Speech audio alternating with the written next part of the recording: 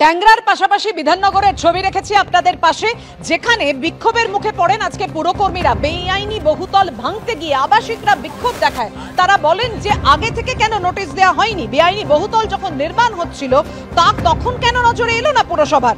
তখনই তা ভাঙা হলো না কেন? এখন তাদের জন্য বিকল্প ব্যবস্থা কোথায়? এই নিয়ে প্রশ্ন তুলেছেন বিধাননগরের ওই বহুতলের আবাসিকরা।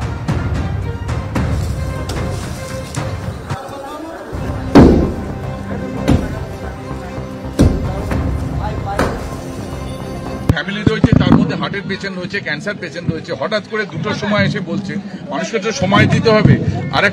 আরেকটা কথা, জবে থেকে যে যার সঙ্গে এদের দুজনের গন্ডগোল রয়েছে, মানে একজনের থেকে যে জমির ব্যাপার নিয়ে, সেটা তো আমরা জানতাম না। আমরা 22 সালে জমি কিনেছি, তারপরে কেস হয়েছে। সময় তো মানুষকে দিতে হবে।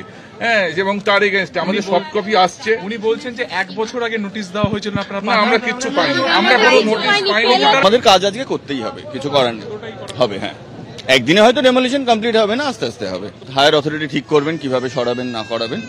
আমাদের ফোর্সফুলি কাজটা করতেই হবে, কিছু করার নেই। কোর্টের নির্দেশ রয়েছে। কোনো নোটিশ আসেনি, কোনো নোটিশ আসেনি আমাদের কাছে। না, তাও নোটিশ আসেনি। আমরা এতগুলো লোক তাকে কেউ নোটিশ দেয়নি। হ্যাঁ, হ্যাঁ, না, কোনো নোটিশ পাইনি। কালকেও বলেছি, আজও বলছি, আজ সেই দিন থেকেই বলছি, 22 তারিখ থেকেই বলছি, আমাদের কোনো নোটিশ দেয়নি। কাজ হয়েছে, কাজ তো 22 তারিখ অবদিনই হয়েছে, 21 তারিখ অবদিন কাজ হয়েছে। কাজ হয়েছে, হ্যাঁ, 21 তারিখ অবদিন কাজ হয়েছে। তখনও কথা হয়নি, কোনো আসেনি, না, আসতো না। কিন্তু এলাকায় যে এত বড় নির্মীয়মান বাড়ি হচ্ছে, সেইটাই তো আমরা বলতে চাই যে এত বড় বাড়ি হচ্ছে কেন? তারা কোথায় ছিল? তারা কোথায় ছিল?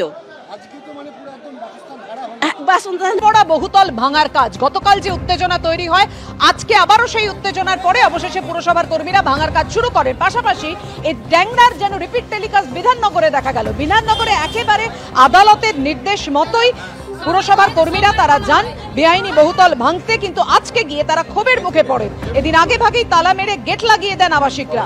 শেষ পর্যন্ত বহুতলের নিচতলায় দোকানের জন্য নির্মিত অংশে ভাঙাভাঙি শুরু করে দেন পুরকর্মীরা।